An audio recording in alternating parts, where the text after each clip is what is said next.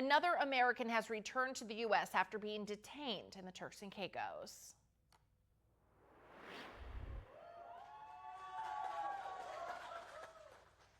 Tyler Wenrich was one of 5 Americans recently charged with possession of ammunition.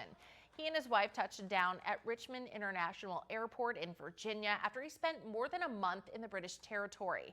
One of them says all of them say they mistakenly brought that ammo along on vacation in their luggage.